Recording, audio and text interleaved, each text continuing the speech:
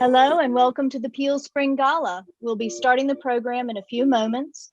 Until then, enjoy a little time travel through these images of the Peel through the ages. Please mute yourselves and keep your video turned off until the question and answer sessions, which will be at the middle and at the end of the program. Those of us in the Baltimore area are currently experiencing a severe storm. If this or any other problems interrupt our program tonight, please check your email for instructions on how we will proceed. Thank you very much.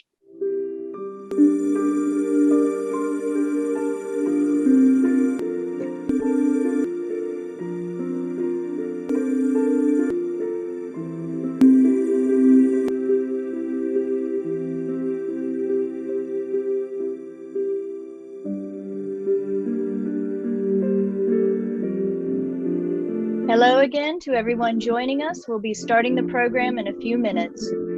Please keep yourselves on mute and your video turned off until the question and answer sessions at the middle and the end of the program.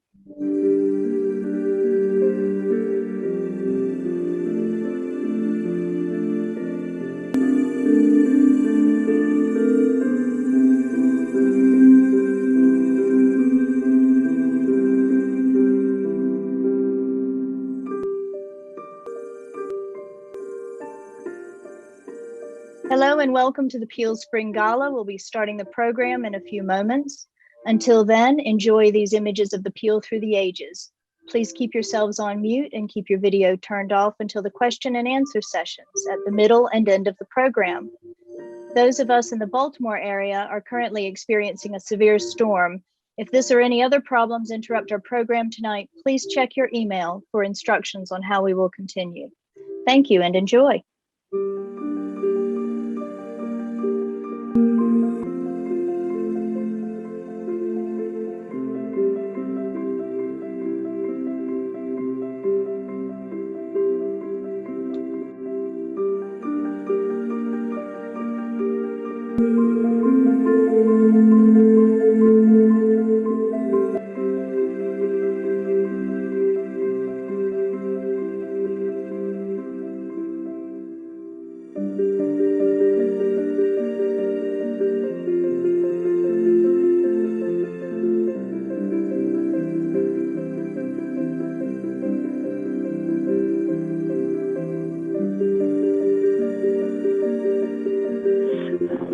Well.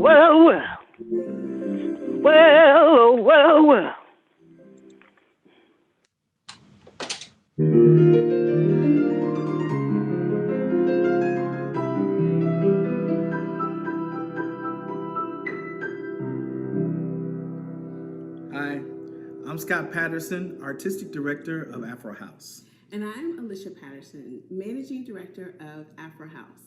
In 2018, we brought our Afrofuturistic opera ballet to the Peel. Bringing that work to the Peel was instrumental in moving it forward. In years since, we've collaborated on a number of projects with the Peel.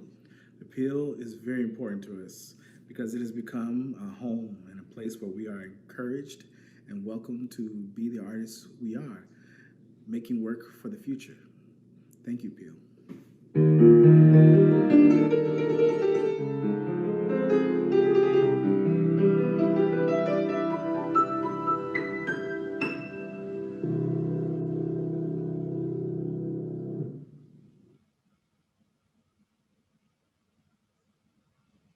Hey, this is Aaron Henkin from the Baltimore podcast Out of the Blocks. You know, when the Peel was just starting to open up on Holiday Street, the folks there, they came to me with this really brilliant idea. They said, we want to get to know our neighbors on this block, and we want them to be able to get to know us. So they said, what if we put together a special event at the Peel where you interviewed each of our neighbors on stage in front of a live audience? It'd be a chance to celebrate them and welcome them into the fold of what we're doing here at the Peel. And I got to tell you, I just thought it was such a cool idea and just such a great example of this museum's principle of staying connected to the community around it. And it turned out to be a really fun event, too, for everyone involved. I just really appreciate what the Peel does and why they do what they do.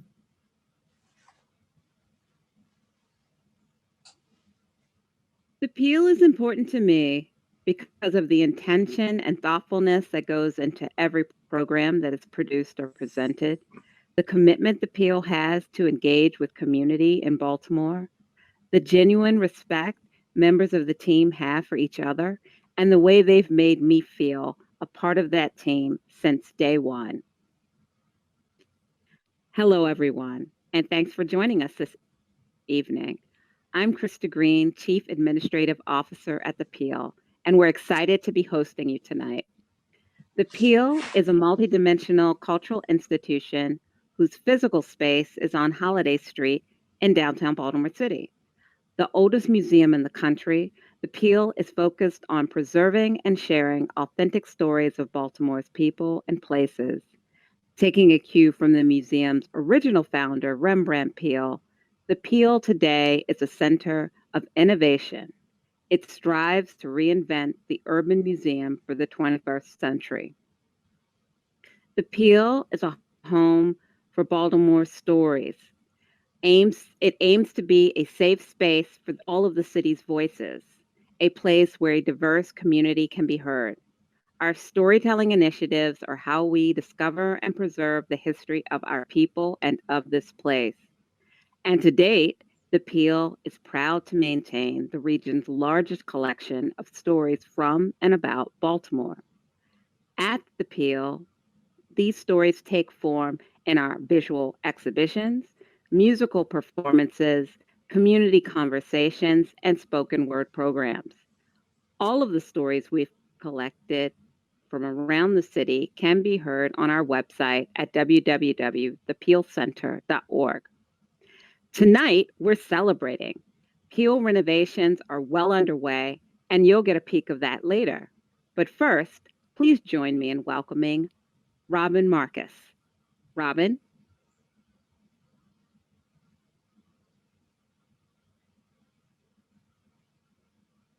Hi everyone, welcome. My name is Robin Marquis and I'm the Accessibility Manager at the Peel. We are so glad that you could be here. Today's event includes ASL interpretation, which is pinned to the screen, as well as live captions, which are available within Zoom by clicking the C button at the bottom of your screen. I would like to thank our interpreters, Elle and Kristen, who you'll see beside me throughout this broadcast, as well as our transcriber, Katrina, who is working behind the scenes today.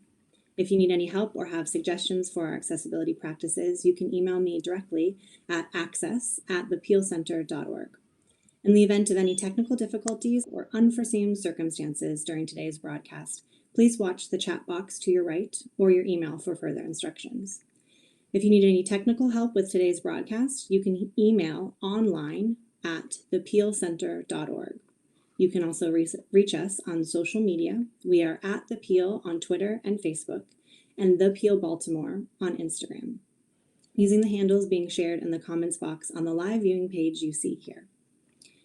We begin this event by acknowledging with humility that the lands where The Peel and Baltimore are situated today are the traditional, ancestral, and unceded lands of the Piscataway, Lenape, and Susquehannock Indigenous peoples.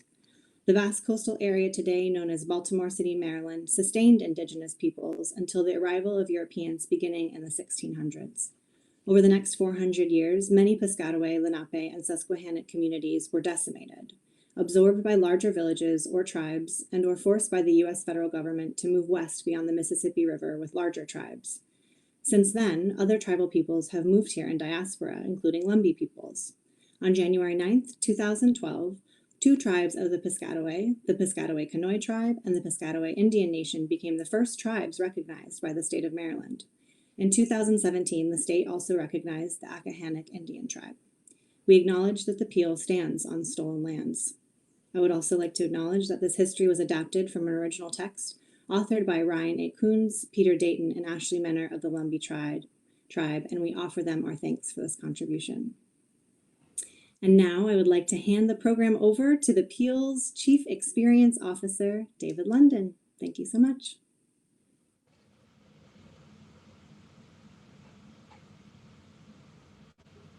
Thank you, Robin, and thank you everyone for joining us here today. As Robin mentioned, I am the Peel's Chief Experience Officer, but what they did not mention is that I'm also one of our in-house licensed, bonded, certified, and insured time travel agents. And it is, in fact, in that role where I will be most helpful here today.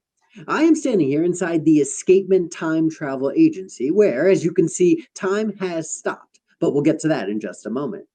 Since we are all sharing why the Peel is important to us, I must confess that time travel is in fact one of the main reasons that the Peel is important to me. Because it not only allows me a place where I can explore my obsession with time travel, but it demands that I do so. You see, I like to think of the Peel as both a time capsule and a time machine, holding stories inside its walls, just asking to be heard and traveling into the future. And speaking of time, today's program will last approximately 1 hour and will be followed with a live Q&A, during which time you will have the opportunity to interact with and ask questions to many of the Peel staff and team.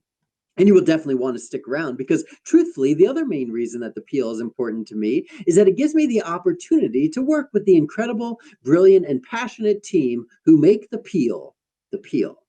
There will also be several times during the main program where we will have opportunities to answer any questions that you might have.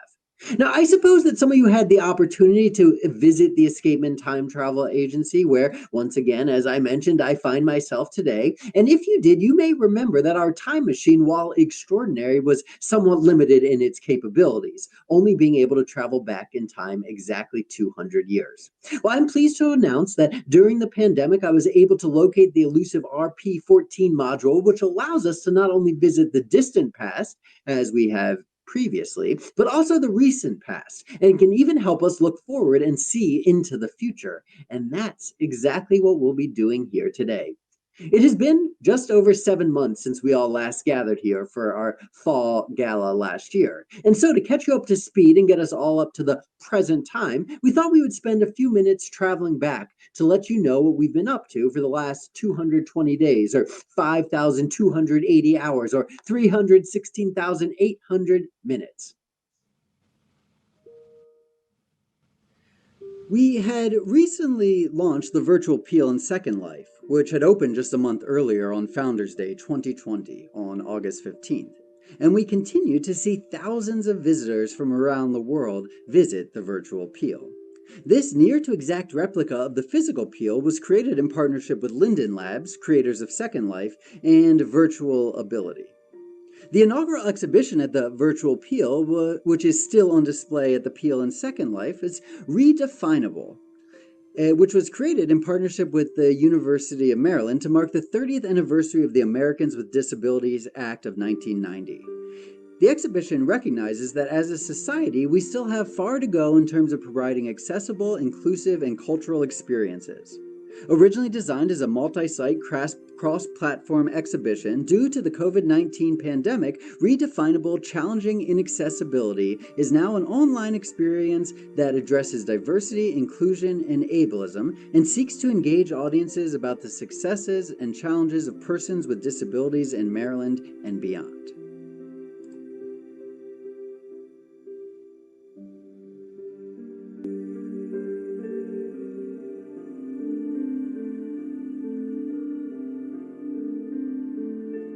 Rice Inheritance, curated by the Peel's artistic director Jeffrey Kent, was installed in physical space in order to capture it and create a virtual online experience. We also hosted several virtual artist talks and live virtual tours as well. In this timely and groundbreaking exhibition, artist Kim Rice confronted her white privilege. Inheritance explores how Rice's fair complexion is exactly the cause of so much inequality for others who do not look like her. Created over the past decade, these artworks confront the harsh realities of systemic racism from the perspective of a white American woman whose ancestors enslaved hundreds of humans for hard labor.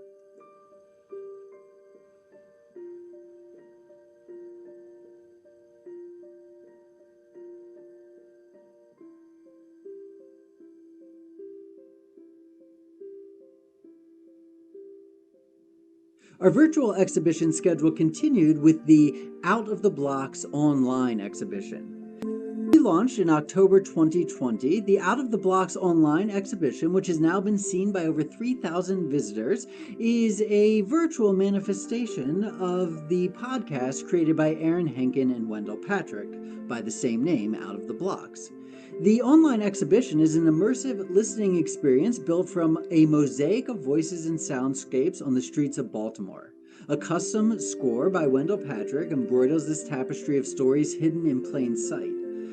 Produced by The Peel, this online exhibition of the 25 Baltimore blocks recorded so far will continue to grow over the coming year. You can check our website often for updates or subscribe to receive alerts when new blocks are added to the exhibition. You can also hear Out of the Blocks on WYPR 88.1, and you can also get the Out of the Blocks podcast on Apple Podcasts and Google Play.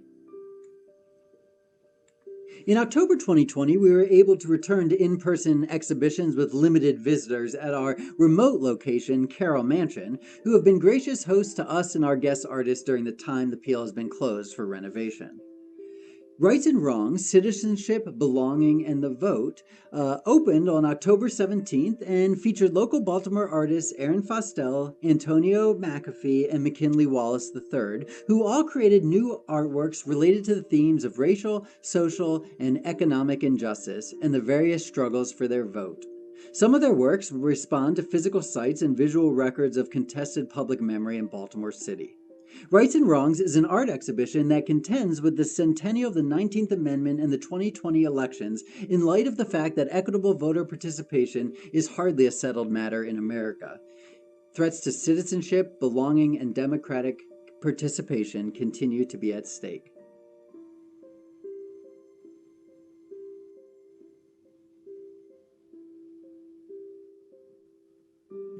In February of this year, artist Julia Glatfelter and Jazz Ehrenberg brought Pouring Light to the Carroll Mansion, an art exhibit made to honor the volunteers behind Baltimore's ceasefire.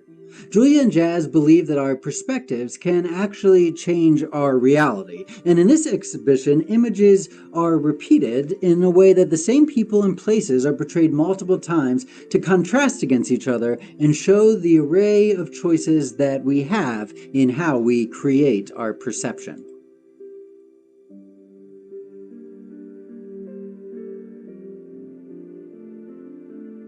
This winter and spring, we also continued our annual partnership with the Baltimore National Heritage Area to present the It's More Than History lecture series. Now, here to tell you about some of our storytelling initiatives, here's Daisy Brown. Hi, everybody. This is Daisy Brown. I am the storyteller ambassador of the Peel Center. And just to give you a little insight of the projects that I'm working on, we're working on, is the Lexington Market project, where we are basically recording stories of residents of Baltimore City and residents that may have moved elsewhere that are giving us stories or memories about their time and experience at Lexington Market, whether it be food, music, the overall environment. And that's been a very interesting project to work on, and I'm loving every minute of it. The next thing we're also working on, and the Peel is helping me with, is the Stoop Shoots, which came out about during the time when the pandemic first started. Being a photographer, used to interacting with people one-on-one and in person. So this was right in the middle of trying to create another campaign. So I asked if I could do something called Stoop Shoots, where I would go to residents in East Baltimore, talk to them about their experience and how they're feeling about the pandemic, also how they're handling the pandemic, and how it's making them feel in their neighborhood, their community. And also I was able to take a picture of them to go along with their story that was recorded one-on-one. So there's a lot of wonderful things going on. And at this time, I'm going to pass it on to others that's going to tell you about their story. And for those of you who are interested in sharing your Lexington Market story, there's still a few days left in order to do so. You can learn more about sharing your story on the Peel's website at thepeelcenter.org.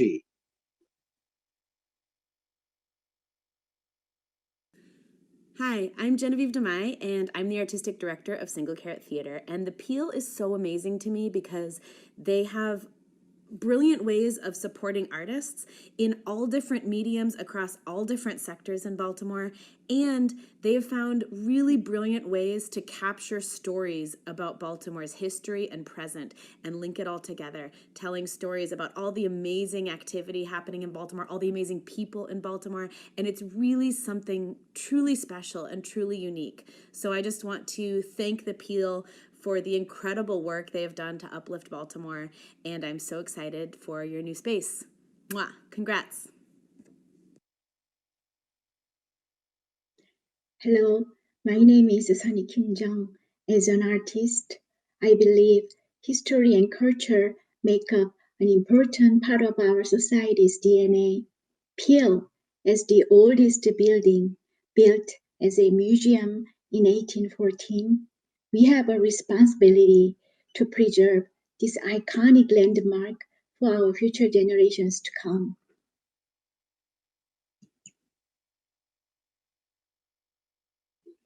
Thank you to everyone who has shared why the Peel is important to them. And thank you, Daisy, for sharing all the work you do on our storytelling programs. You know, we did have another event last fall, which I failed to mention in chronological order, which I suppose is one of the side effects of time travel. But last December, even while the building was under renovations, we managed to utilize the historic garden to film a live neo-soul concert with Wendy Lewis, which we then broadcast out into the world. Well, Wendy has graciously given us permission to relive that memory here today.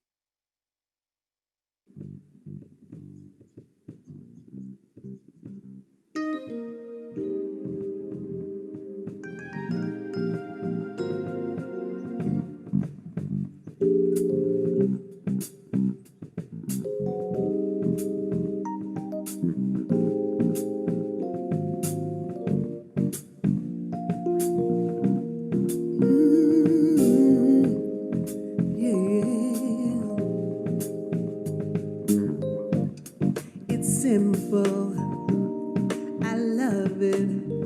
Having you near me, having you here.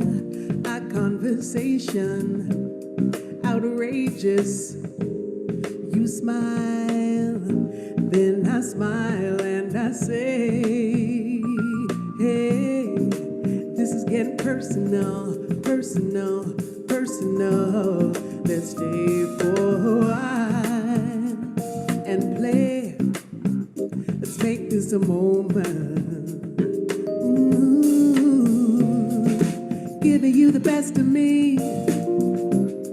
Amazing, amazing. Having you close to me. Amazing, outrageous. Give your best to me. Good morning. His breakfast, lost track of time, but we had a ball. Let's catch a movie, then dinner. 2 nights the night we'll just unwind and stay. Hey, let's stay personal, personal, personal. Let's stay for a while and play. Let's make this a moment. Ooh, giving you the best of me. Amazing, amazing. Having you close to me. Amazing, outrageous. Give your best to me. Giving you the best of me. Amazing, outrageous. Having you close to me.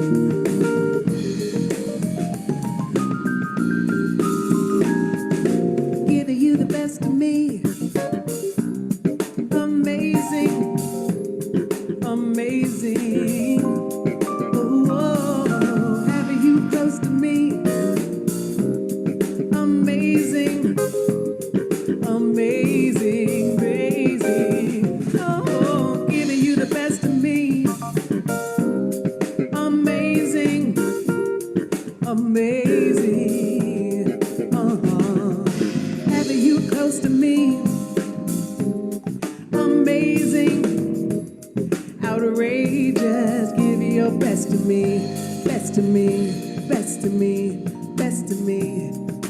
Give me your best of me, best of me, best of me. Ooh, oh, give your best to me.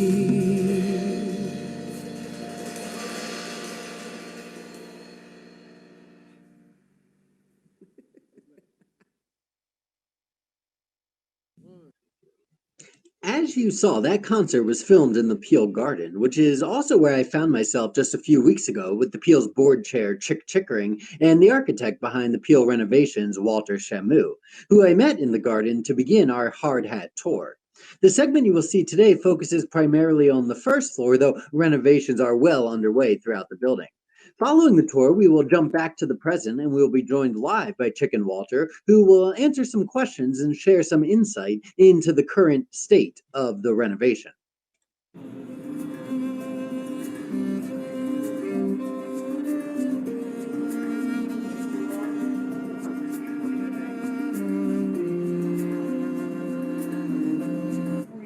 My name is William Chickering, and I have the pleasure of serving as the chair of the board for the Peel. I'm Walter Shamu, an architect with SMP Architects, and we're involved in the sense that we've been involved for 20 years trying to save this building, and it's exciting to be here to show it off today. It's a work in progress, for sure, and the progress is really substantial. In the last few months, we have a new stair exiting from our main gallery upstairs to meet code and fire department requirements. It would be gussied up a lot more than it is right now. We're standing in the back garden, which has remnants of when Wilbur Hunter and others ran the Peel Museum, sculptural work from around Baltimore. So this is going to be eventually a pollinator garden, I believe. And it looks like the wreck of the Hesperus right now, but it's going to be good when it gets done. And then we'll tour, we'll go through the building. And Sure. This is a hard hat tour. This is sort of a token to that name, but I don't think we'll need the hats as we go in. Construction is not happening today on it. So, one of the things that we're really hoping for is to rehabilitate the building and make it really truly functional for the 21st century for people with all levels of ability to join us. To that end, we are creating 2 new doorways into the garden. They take the place where windows originally were. Care is being taken to use the original brick to complete the openings here and to maintain the pattern. So the craftsmen who are involved are particularly sensitive to these issues. we just came inside from the garden. Folks should know this is designed by Robert Carey Long Sr., one of the first prominent architect in Baltimore. It's 1814. They're bombarding Fort McHenry when the Peels are here. There's stories that they spent the night here during the bombardment of the fort. We don't know that as a fact, but I'll say that we can start the idea that it happened.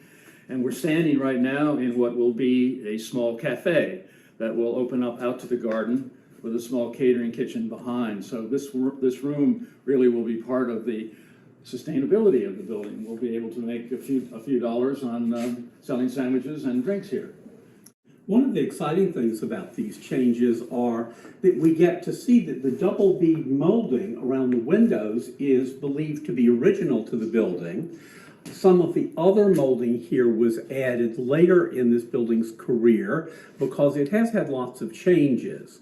I have been particularly interested to see the infrastructure. If we look up, we see a lot of original joist material. We also learned that the subflooring above it is much later, and then we can see some of the new infrastructure going in for heating, ventilating, and air conditioning, and that ventilation is growing in importance during our current crisis. We needed to lose some of the floor space on this floor for those things because we can no longer use the basement for mechanical services in this part of Baltimore. We're in, believe it or not, a 100-year floodplain. So all the mechanical and electrical has now gone up to the top floor, to the 4th floor. But we are being able to use steel and steel columns and steel beams And these are the new pieces that have been put in here to make this opening in this wall. Each of these two spaces will have a door that is cut into the garden, which will enhance accessibility. Accessibility has been one of our big themes in this project, and to that end, in a few minutes, we will see the new elevator, which is being installed. The idea is that anyone who has a mobility impairment or needs special attention to get into any part of the building where we're holding events will have that opportunity now when that was not the case prior to this project.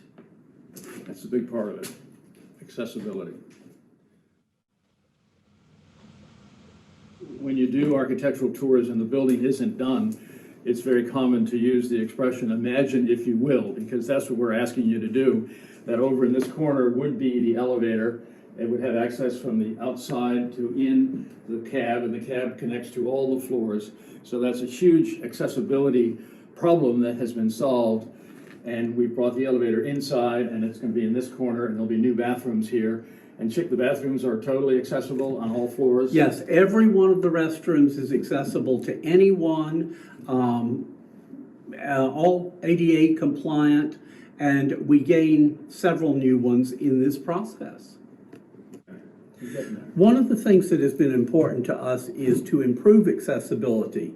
So by opening the door into this part of the alleyway where there was a historic window, it is possible to make a much shorter travel distance for people who might be coming with a cane or with a wheelchair instead of having to go all the way to the garden and come in. They now have a much shorter path and can come directly into the main part of the building.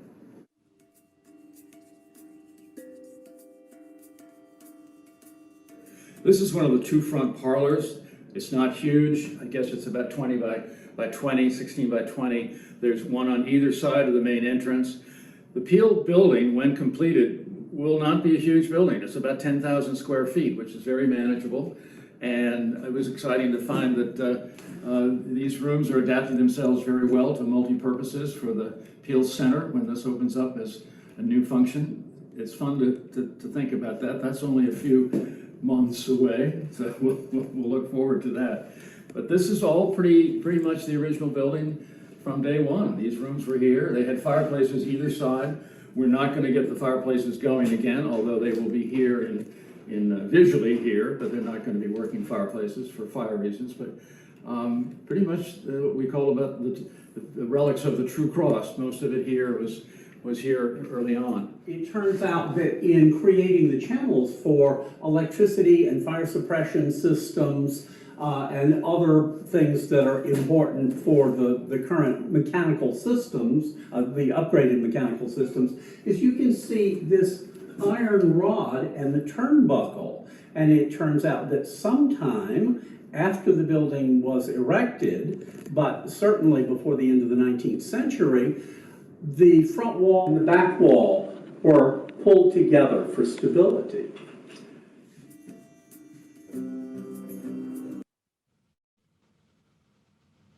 All right, thank you, Walter and Chick. We are joined today by both Walter and Chick, who are here live to answer additional questions about the current state of the renovation. I'm adding them both in as we speak. While we get Chick in here, Walter, I wanted to see if you might talk about what it's like to be the Robert Carey Long of the 21st century. Once again, an architect who is imagining what is the role of the American Museum, but this time in the 21st century. And here is Chick to join us, and I will let you take it away from here. I will also mention, though, before you start, Walter, the storms are picking up outside, so we We apologize if you experience any slight delay or glitch. We are confident we will make it through the program here today. Once again, if there are any technical difficulties, watch your email, or if you're still in Zoom, watch the chat for further instructions. And after Walter and Chick have spoken briefly, if you have any questions about the state of the renovation, you can type them in the chat and they will be relayed and answered in real time. So Walter and Chick, take it away from here. I think I'm off mute now. Can you hear me? I'm happy to speak about this. We can hear What's you. What's so much fun is to think that here's Robert Carey Long, the architect of this building, dealing with Rembrandt Peale.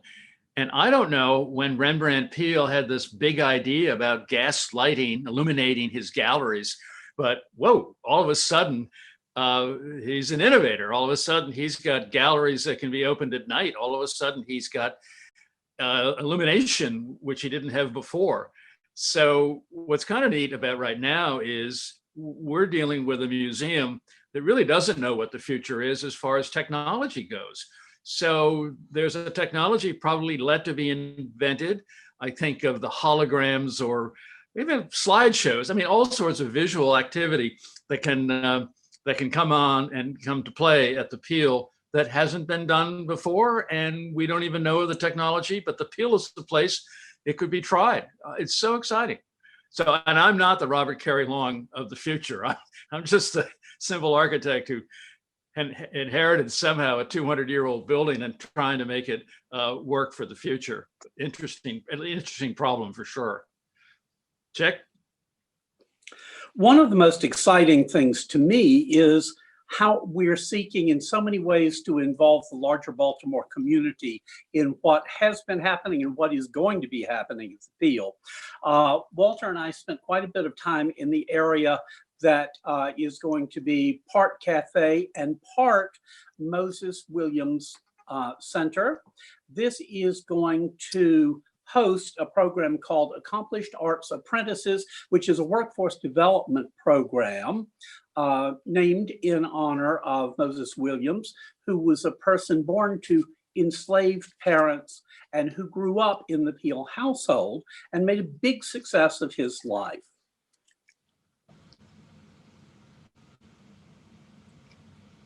Great. Thank you both. I see that we did get a question that came in. Were you able to get an easement to make the accessible entrance? This is sort of a logistical question about the actual renovation. So I will hand that off to you, Walter. Yeah, we've been working with CHAP and with the Maryland Historical Trust. So all these things go through them for permission. It's they take a dim view of changes to a building like this. There was an original design to put the elevator outside, but the cost for that and the encumbrances of dealing with Zion Church, who've been very good neighbors, but there were situations that sort of said maybe the best thing we can do is bring the elevator inside, which we did with the help of the fire department, who said maybe Lula, limited use, limited access elevator, which is the smallest kind of cab size that you can do, would work. And CHAP has approved that. CHAP basically has purview over the outside of the building. Maryland Historical Trust is looking at the whole patient. Our attitude all along has been, I think it's what the doctors go by, the do no harm. We're trying to do no harm to this 200-year-old structure, but at the same time insert modern viscera, lighting, electrical, plumbing, and HVAC systems into it. And I think if we're successful, you won't know that we were there. I mean, you won't see these things. You might experience the lighting for sure, but everything else is going to be hidden back in the beams and joists. And I think that's the great success of a historic renovation project, that the building still feels old. And we've been very much aware of the fact, and Chip can talk a little bit about it, that the woodwork is not going to be stripped down to bare bones and repainted and all. We're some of the old patina, which is a nice word that architects use, much of the old patina will still be there. Indeed, we've taken great care to try to determine what some of the historic colors throughout the varied history of the building were, and some of those will be reused. much of the original structure of the building has been very carefully protected during this process. We've had to make some sacrifices, like floor joists in the modest area that's taken up by the elevator shaft. But even those materials have been retained, and some of them are being reused. Thank you, Walter and Chick. I did want to read two comments that we received from Bert Kumro. He said, Rembrandt Peale got the idea for gaslighting from his brother and father in Philadelphia, and they were the innovators in their own museum, and Rembrandt is remembered for passing that idea on to Baltimore. Thank you, Bert, for that. And he also said, city fathers who translated gaslighting into the streets of the city. I want to thank Walter and Chick, who will both remain on the call when we get to the questions and answers at the end of the session. So thank you both for joining us. If you have additional questions, you can type them into the chat as the program continues. And we will now continue on with our program, and we will be back with you in just a moment.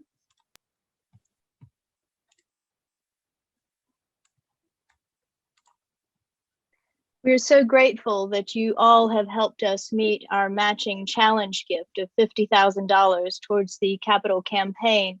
If you haven't already, we wanted to let you know that you can leave your mark on the nation's first museum building by naming a gallery or buying a brick to support the renovation of the historic Peale Museum building. And then your name, your message becomes an indelible part of the nation's first purpose-built museum. Hello, I'm Nancy Proctor. I was hired by the Peales Board in 2017 as the first executive director of its 21st century incarnation, and am now its chief strategy officer, sharing the leadership role with Krista Green, our chief administrative officer, alongside Jeffrey Kent, our artistic director, and David London, the Peales chief experience officer. As the pandemic broke out, the Peale hit the pause button on the renovations that had slowly started in September of 2019. I was not alone in wondering how we could ask people to help fund the preservation of even as important and historic a place as the Peale at a time when people were dying and losing their livelihoods in the tens and hundreds of thousands. And to be honest, even before the pandemic, I had heard the objection that Baltimore has too many museums. People wondered why we needed the Peale too, when resources were already so scarce for the cultural organizations in the city. My response to that objection was and remains, no one ever told Paris or New York or any other cultural capital of the world for that matter, that it had too many museums. Emphatically and unapologetically, we need to see the incredible cultural wealth of Baltimore as an asset, not a liability. But the skeptics were right about one thing. It would not be helpful for the Peale to compete with the abundant cultural institutions in Baltimore. We had to bring something new and important to the cultural ecosystem, to forge bridges and partnerships among the wonderful cultural initiatives already underway in the city. Our decision to be Baltimore's only museum of intangible cultural heritage was therefore very deliberate and strategic. We had no physical collection other than the building. Having been closed for 20 years at the time I joined the Peale in 2017, it also didn't have an institutional culture or bureaucracy. That made it easier for us to truly experiment, explore the gaps in Baltimore's cultural landscape, see where we could complement and connect the dots to reinvent the very idea of what a museum could be in the 21st century. But we did so with the confidence and historical guidance that comes from knowing that that is exactly what Rembrandt Peale and his family would have done. In their day, the Peales seized the latest technologies and experimented with radical new ideas, recognizing that the young United States of the 18th and early 19th centuries needed museums to become democratic institutions, dedicated to public service, rather than princely collections viewed only by elites. In the same spirit, the Peale of the 21st century responds to unmet needs in Baltimore today. We are a home for the city's authentic stories, a platform for amplifying voices that have been too little heard here and abroad. By making the city's narrative more inclusive and representative of all its communities, We aim to help people everywhere see Baltimore in a new light. And just as the Peels would have done, we use and innovate with the new tools, technologies, and techniques of our day. Today, the Peel stewards the largest born digital collection of Baltimore stories in the world and showcases live performances and experiences by the city's storytellers in all media. It is a place of wonder, curiosity, and inspiration. The Peel is, as it always has been, much more than a building. It is, as Glenn and Ursula from Submersive Productions said, an idea, a museum of Baltimore stories. But what does that even mean? What does a museum of stories look and feel like? I confess, when I first proposed the idea, I wasn't completely sure myself. And even today, I think the question is better answered with another question. How can the Peel help Baltimore's storytellers, its griots and historians, its artists and architects, its students and teachers, and culture keepers of all types be heard and seen? They will determine what this Museum of Baltimore Stories is. You are among the more than 500 people and organizations that have reached deep into their hearts and their pockets to make our home safe and accessible for all. In doing so, you weren't just buying a brick or renovating a gallery. You were building a home for you and your community, your people and your stories. Like the Peel's programming, the renovation of its historic building has been entirely driven by Baltimore's communities, grassroots up. As the Peel pivoted to operating exclusively online during the pandemic, and we saw our audience engagement triple and become truly global, I recognize this place we have all created together has yet another dimension. It is a portal to the world, to the past and the future, a bridge that will connect the dots well beyond our city boundaries and meet needs in cultural space and time that only Baltimore and its rich history and wealth of contemporary creativity can make whole. You have brought us to this threshold, and I sincerely hope you will accompany us through to the other side of the renovations as well.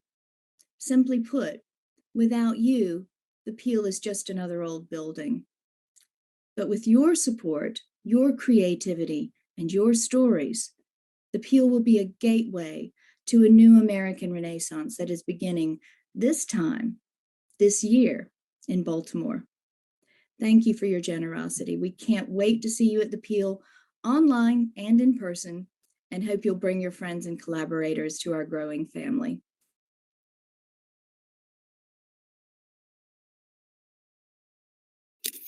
Mary, did you know that one of the oldest museums in the United States is only a block from City Hall here in Baltimore?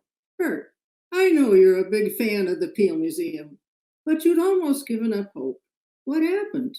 New leadership, vision, and ideas that turned the Peel Center into a museum for the present and future. It's in the process of renovation, and it's a major archive for Baltimore stories and a welcome performance space for the whole city. It's a gathering place for everyone to celebrate Baltimore's history and culture.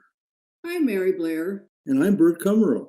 And we are proud sponsors of how the Peel Museum, an old dinosaur, has turned itself into a relevant 21st century museum. Hope you join us and commit yourself to the last part of the renovation for the Peel Center. Go Peel! Support the Peel!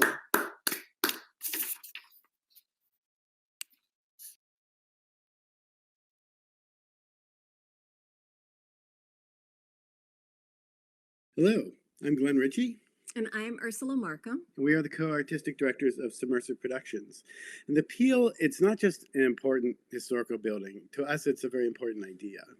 The idea that this is a place in Baltimore where people can take risks and make wildly imaginative work. It's hard to imagine Submersive Productions without the work that we were able to create at the Peel. For us, it's a hub of creative community, and the relationships we've built there continue to sustain us and encourage us to stay in the city that we love and keep making work.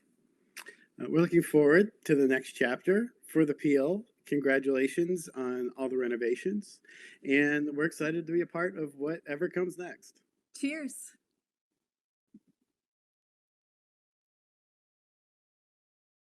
At this time, we would like to set our sights to the future. And so for the next several minutes, you will hear about some of our upcoming programs. And to tell us about our next upcoming program, please join me in welcoming Martha Ruff from the Griot Circle of Maryland.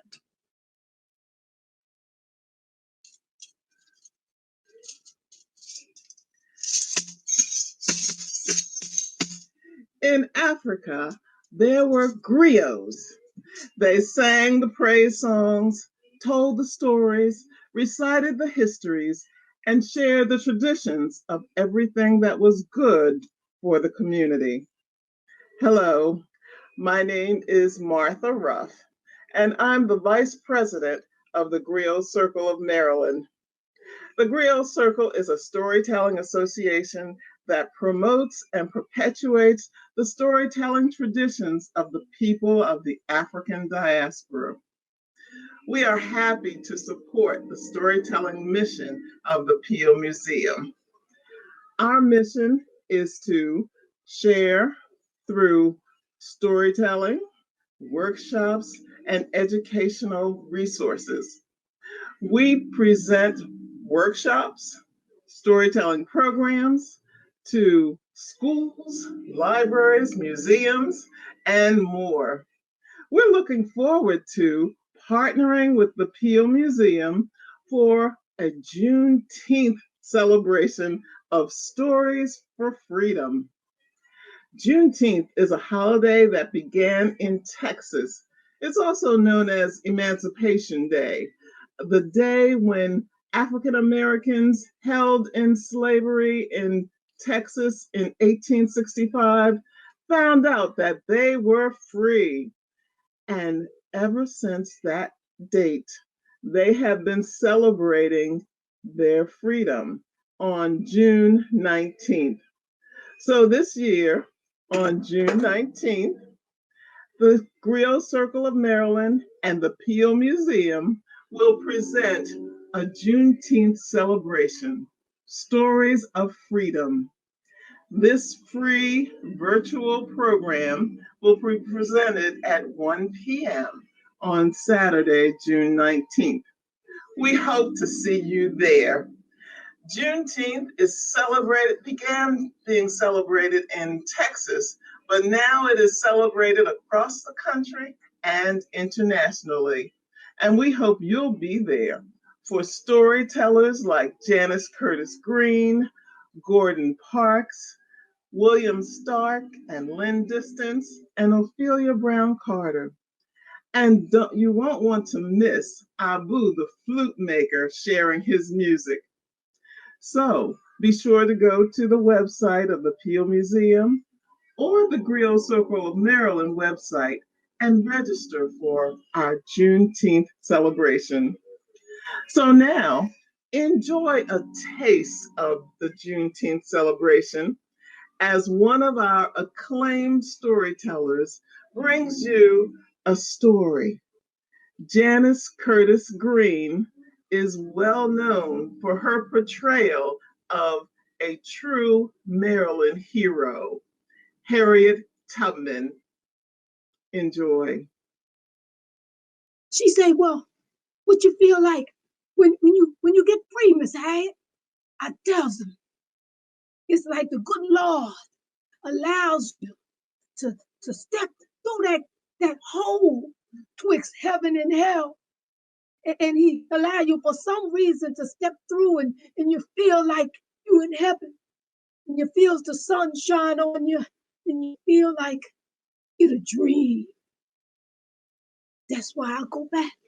Because I want everybody to experience that dream. Because see, after that last whipping, I had reasoned it out in my mind that there was two things that I had a right to.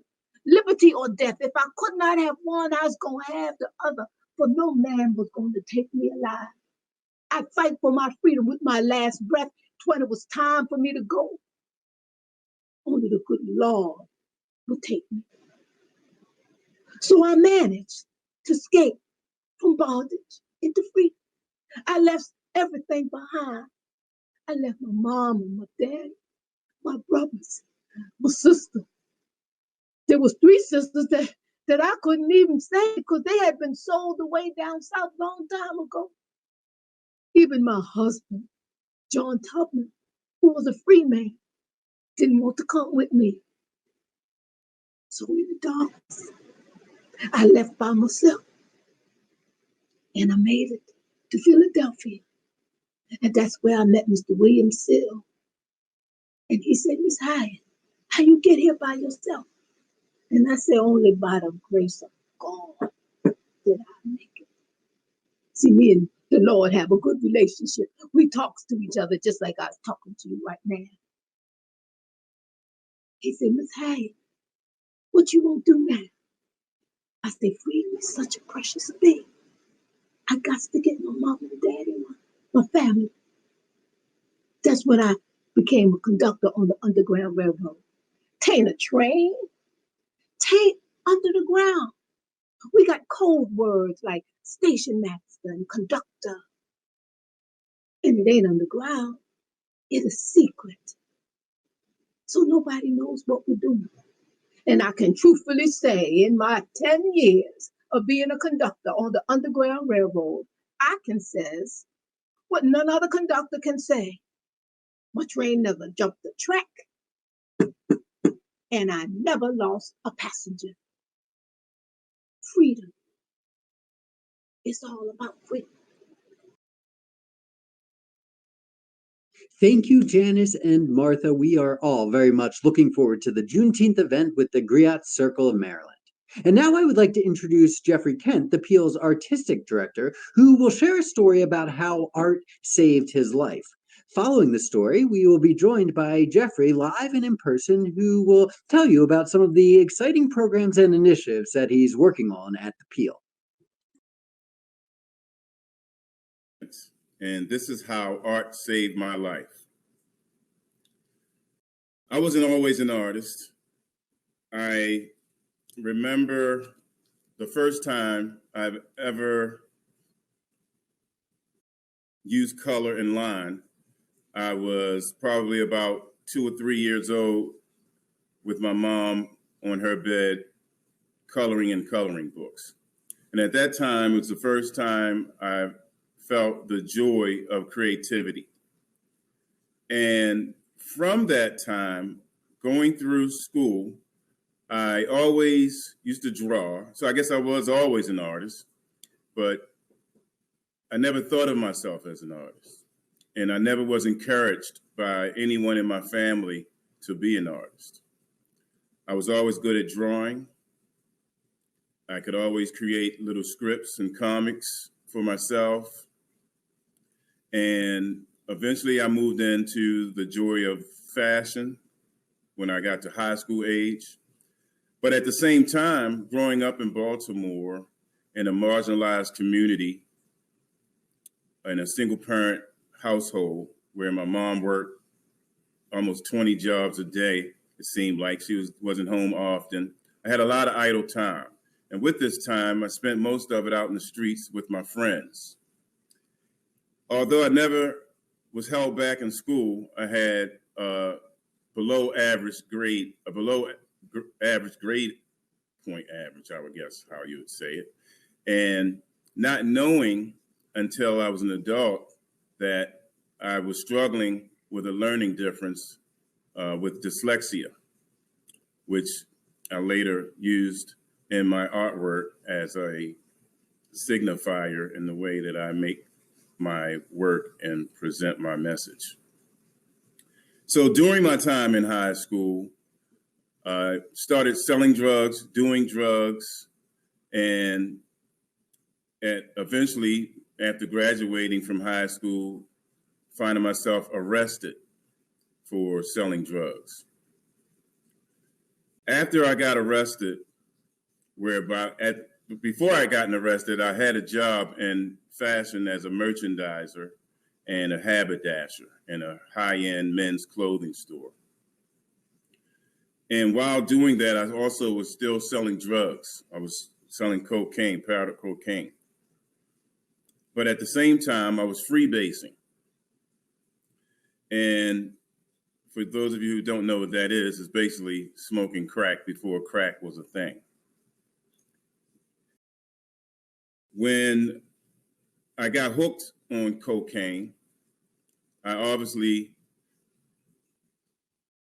lost everything. And while doing cocaine, and at the time when I lost my job, was when I really introduced myself into the art world. And what I mean by that is because I had lost my job, I had a great space that overlooked Drew Hill Park, which was like Central Park to me because it was an open land of greenery, and I was high enough that I could see over the trees and see the city skyline. But I had no art. And the idea came to me to make my own art. I wanted my space to have this Manhattan, Woody Allen type vibe to it, where there was art and books in the space and fine furnishings. So I started painting. And unbehold to me, I had a neighbor who worked for an art transporter and who had introduced me to Sotheby's auction house by way of Jean-Michel Basquiat's artwork. The reason he did that is because he saw the rawness in my work that was very similar. And at the time, I was insulted that he compared my work to someone else's. I didn't know what a Basquiat was or who this person was until he introduced me to it. And I was like, wow, so maybe I can do this. And so for a short time, I used it as a front while I was selling drugs. And the people who I was selling drugs to out of my apartment and the people who I were buying drugs and supplying me drugs started wanting to buy my art. And I realized I could do this even more. And so for a time after creating art, I got my first art gallery in downtown Baltimore. And I started introducing myself to the arts community. And the world was starting to open for me. But I had a relapse into crack addiction. And again, I lost everything again, lost the gallery, everything. But I continued to try to paint and struggle through it until I hit my bottom and started doing a 12-step program. I changed my location. I moved to Chicago, and the world really opened to me at that point. As an adult, at this time, I started to find my way into art practice and making it more serious. But at the same time, I was a car dealer by then. And I was selling cars and doing art until 2000. Right before the millennium, I decided that I was going to only do art for the rest of my life. And ever since then, this has been my life. I've been living the dream as an artist. I've been an art dealer, an artist, an art activist. I've been a mentor to many artists, of some who you've heard of. And I've just really enjoyed my life experience and my lifestyle that art has given me. And that's how I know that art saved my life, because if I didn't have art to keep me busy, there's no doubt that I would have slipped back into the underground world of drug addiction, and my life would just be miserable. And so I just have to thank everyone who shares my life with me now, and as we all grow together, and I just appreciate the lifestyle of being an artist so much. And this is how art saved my life. Oh my God, yeah. Thank you, Jeffrey, for sharing that. I'm going to bring you on, Jeffrey, here with us live right now to answer some questions, and also to have you talk more about the How Art Saved My Life program, which is pending at the Peel, as well as the AAA program that will be at the Peel and the Moses Williams Center. So I hand it to you. Jeffrey, after you speak, we will give people the opportunity, if they have questions, for you to type it into the chat. And at that point, we will then open it up for any questions questions that anyone may have to any members of the Peel staff or team. So take it away from here, Jeffrey. Good evening and welcome to everyone. My name is Jeffrey Kent, Artistic Director at the Peel Center. And, just sitting here listening to myself tell that story, and it's really fragmented. I apologize for that. It's really funny listening to myself. But that's just the first part of the clip that you will see for the How Art Saved My Life program that we're doing at the Peel. We are inviting artists and people from the Baltimore community who have found joy and life with art and how they can tell stories on how art saved their lives. So first you would get similar story as you just heard. And in my case, the second part of this program, you will see a tour, a studio tour of my studio. So please look out for the date when that is announced for How Art Saved My Life. We'll have a lot of artists that we're talking to who are excited to be a part of this. I can't say any names right now because we haven't signed anything, but I'm really excited. And I'd like to also talk about the AAA program, which is a art force development program that we are starting at the Peel. We did a pilot program for the Kim Rice exhibition where we had 2 young men from the squeegee worker community come into the Peel and assist in preparing the Peel by getting walls scraped and painted, installation of artwork which they had never done before. They learned a lot about placement of art and lighting and rigging, because some of Kim Rice's artwork required rigging and harnesses of wires across from wall to wall. So they learned a lot of skills. And we also do a lot of talking about entrepreneurship and transferable skills that they can use in any walk of life that they may choose. And we pay them. We pay them above minimum wage, way above minimum wage. And it's a program that we would like to get additional funding for. So please take an opportunity to buy a brick or a couple of bricks. We're about 11,000 and some change away from our goal of 15,000 for a match goal for donations. And that's till, I believe, June 30th. And we're really excited about all the great things that we've done so far and that we have planned for the future for the Peel. I'm extremely honored to be a part of the Peel's team, and I look forward to doing so much more. Diversity and inclusion is a hallmark of everything that we do, and we're trying to work from the bottom up, which means we want to talk to the community and find out what you want, and then we want to provide that for you. So please enjoy the final portions of this event. And we look forward to seeing you in person at the Peel when we're all vaccinated and ready to share company again. Thank you again for joining us for this gala. Thank you so much, Jeffrey. And in fact, the next portion of the event is people who will get to ask you questions. And I brought Krista Green here, our Chief Administrative Officer, to help field some of those questions. So Krista, I'll let you take it away from here. Okay. Hello, everyone. Hope you're having a wonderful evening. We've had a lot of fabulous programming presented that Peel has done in the past, that Peel is doing in the future. So I hope you'll give us a look-see in a few weeks for our Juneteenth ceremony that's coming up. But first, Jeffrey, you were talking a little bit about Art Save Our Lives and the AAA program, and I'm going to ask a question first, and that is, what is it like for those young men to be working with you? You've moved into the position of mentor now. What does that feel like? Well, I've had much practice of being a mentor, I guess, since I was very young. It seems like I've always seemed to take some type of leadership role around the people around me. And in this particular case, it's been very rewarding.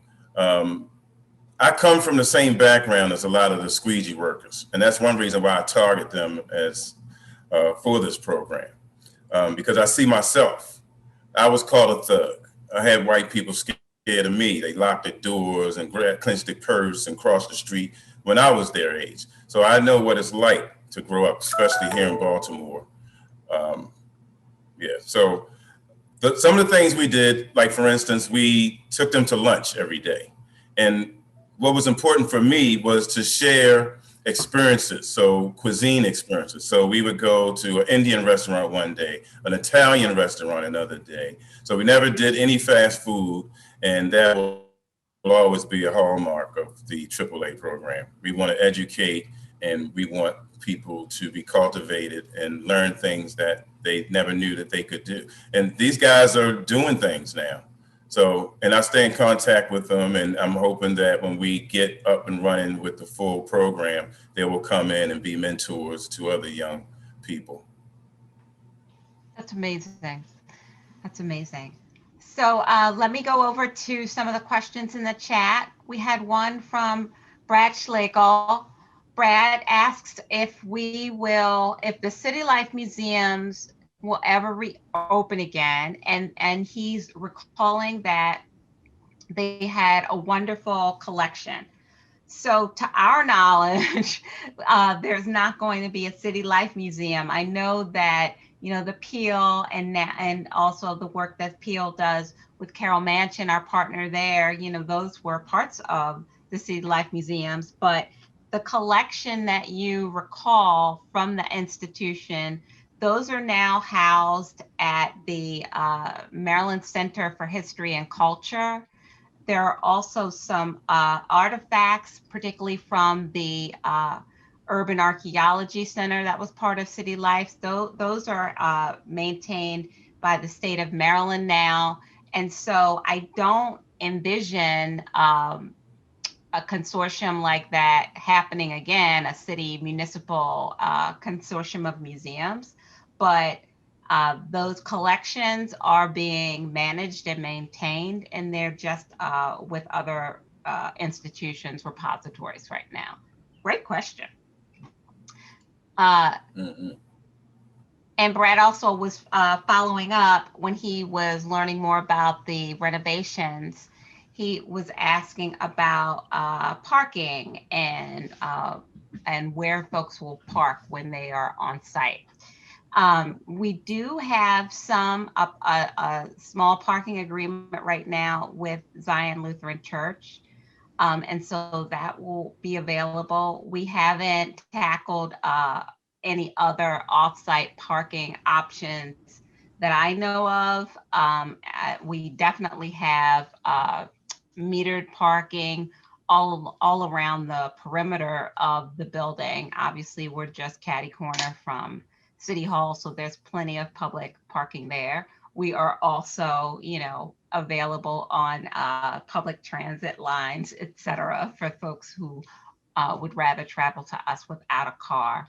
So I would anticipate, Brad, that if we are able to secure additional facilities for parking outside of public parking that exists, or the small number of spaces that we are working with Zion Lutheran to have available, we will definitely have that material available when we are open to the public again. Well, there also is the underneath 83, which is less than 1 block away from our building. There's hundreds of parking spaces, and they're, I believe, maybe about $1 an hour or something like that underneath there. They're much less under 83 than they are on the street across from us. Right. There's a lot of parking. And if you're familiar with Farmers Market is held underneath 83. When there's no farmers market, that's where lots of cars are parked every day. Mm-hmm. And we normally have our programming when the city is closed. It's closed, right, in the evening. So parking really does open up.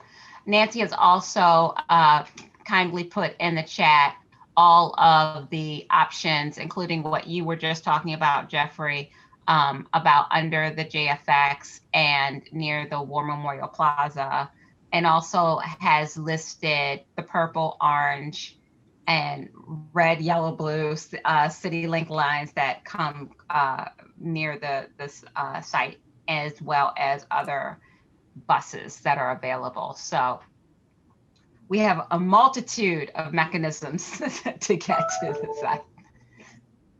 Perfect. And I just wanted to chime back in to invite any of our participants who are here with us on the call today to turn on your cameras and your microphones. If you'd like to ask us a question live and in person, you're also welcome to continue to type your questions into the chat if you prefer to communicate that way. And if you wish to view everyone who has their camera on, you can click on the little view button in the upper right-hand corner of your Zoom screen and click gallery view. Or if you remain in speaker view, you will also be able to see our interpreter to the side of the screen. So we open it up to you now to ask questions, further questions of Jeffrey. Krista, Nancy has joined us, and most, if not all, of the Peel staff and team are here with us now. So we turn this over to you all, the community, to ask any questions you may have. The video is still disabled. Brad, I think, let's see, asked to start. Give it a try now, Brad. And if anybody else is having technical issues, if you type it into the chat, we will be able to assist you. Thank you. Hi, Brad. How you doing? I finally got in. We're happy to see you. Thanks for hanging in there with us. Oh, yeah. So one question that did come up that I was hoping Jeffrey might be able to talk about, or Krista or Nancy, is we've talked about the Moses Williams Center, and we just thought it might be helpful for those who are unfamiliar to give us a little bit more history on Moses Williams, if anybody from the Peel team wants to step up to do that. Sure. It's a great question, and one that we're really gearing up to delve into more deeply. So Moses Williams, I think, as Jeffrey mentioned, or perhaps it was Krista, was born to an enslaved couple who were initially part of the Peel household in Philadelphia, run by the patriarch of the family, Charles Wilson Peel. And so he was born while they were with the Peels in Philadelphia, and his parents were emancipated when he was about 8 years old. He stayed on with the family. And one of the things that's quite intriguing about this period is the laws around slavery and freedom in Philadelphia and Pennsylvania were really in flux. In fact, Charles Wilson Peel had been part of the legislative body that had pushed for the abolition of slavery in Pennsylvania. But there were provisions that required former enslavers to remain financially responsible for manumitted people until they were the age of, I think it was about 27 or 28. So Moses was the same age as Charles Wilson Peel's oldest son, Raphael Peel. Unlike the other biological children in the household, he was not taught to paint, but he was taught to operate a physiognotrace, which is a silhouette cutting machine, and in fact became an incredibly accomplished silhouette artist. And I think if Lauren Muni is still with us, she's another incredibly accomplished silhouette artist of this century who can speak to his work, which is still in existence in certain collections around the US today. He actually set up a sort of a silhouette cutting shop at the back of Charles Wilson Peel's museum in Philadelphia. And you could cut your silhouette yourself using this machine for, I think it was a penny, but if you paid an extra 5 cents, Moses would do it for you and you get a much better product. And it was sort of a souvenir of your museum visit. Moses Williams made enough money through this to buy a house and get married, and did quite well until photography came in and put him and a lot of other silhouette artists out of business, because the silhouette had been kind of the cheap snapshot, so to speak, memento of a person until photography came in. So it's a really interesting and important history, and I think one that encapsulates a lot of the ambiguity and the way that people in positions of privilege and power can kind of occupy both sides of the fence. And also just the way that Moses Williams himself as a figure, as a young Black creative entrepreneur, can really today serve as a fantastic model and historical precedent for the apprentices and some of the work that'll be going on through the Arts Force Development Program that Jeffrey's leading. So yeah, we're excited about that, and most importantly, need to learn a lot more about Moses Williams and his milieu. So if anybody here would like to join us in that, or already has some historical insights, we'd love to hear from you. We were able to do a similar bit of research around the Peel's history as male and female colored school number 1, thanks to partnering with community leaders. In fact, one of those, Tanika Berkeley, is with us tonight. She actually led that curatorial initiative. And again, this is kind of how we work. We have a question, we reach out to the community, or the community has a question, reaches out to us, and we try to help facilitate the research and the response to that, and then ultimately its presentation and sharing with the broader public. So we'd love to get you all involved in this work, this aspect of the Accomplished Arts Apprentices program as well.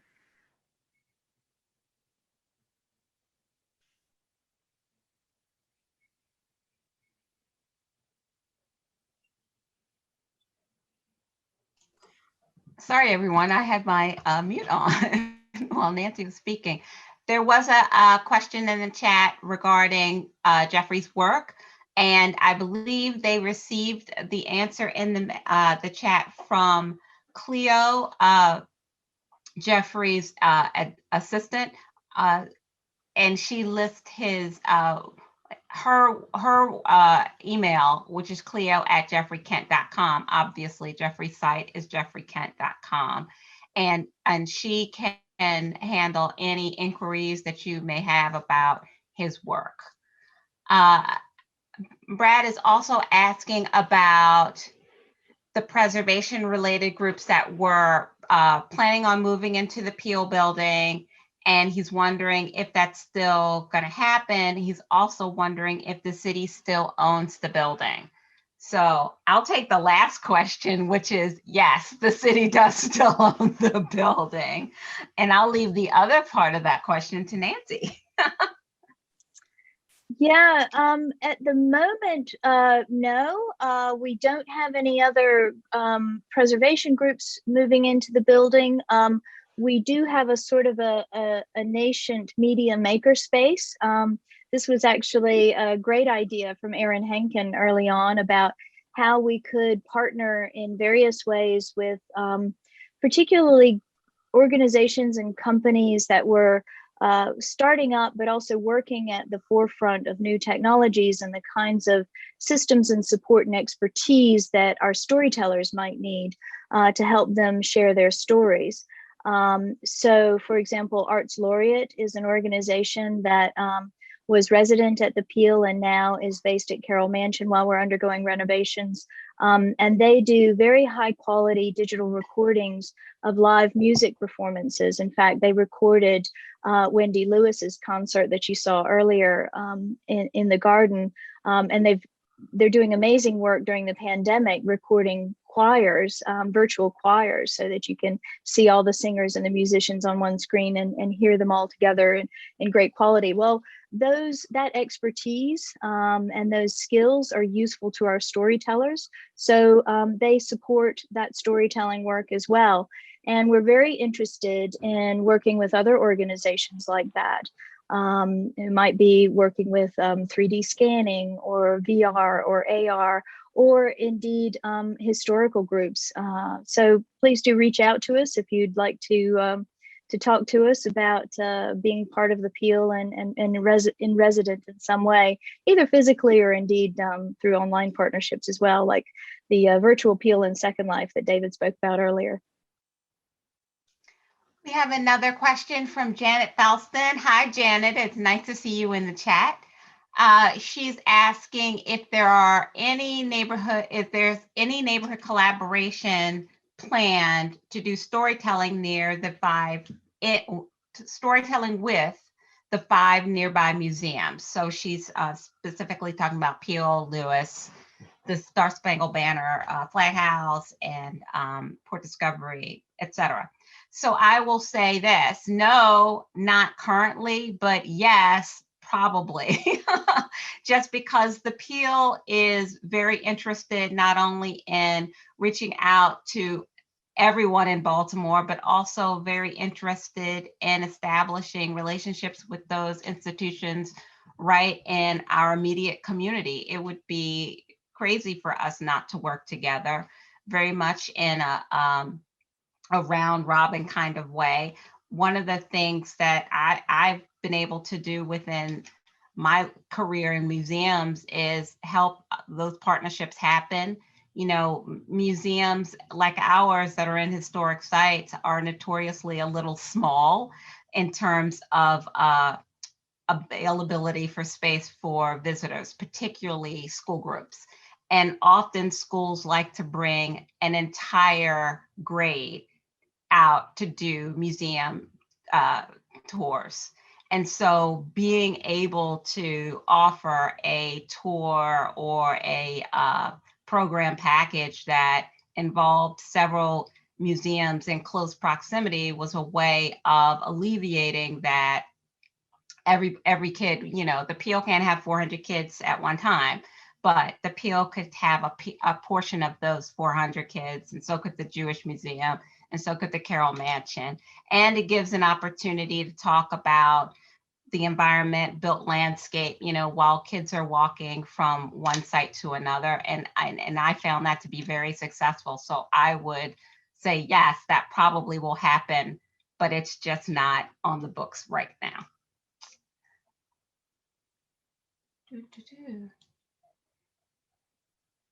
Someone is asking about, this is Lauren Mooney. She is asking about programs that we've talked about and new initiatives that we've talked about tonight. Would they be available on the website? And that is absolutely yes. I see now that Heather has also answered. So yes to everyone who's watching. If you want to know anything additionally about the programs that we've talked about or programs that you've seen on the video presentation, absolutely all of that information is available at our website, and you will receive a recording for this broadcast later if you were in the audience tonight, so you can review that.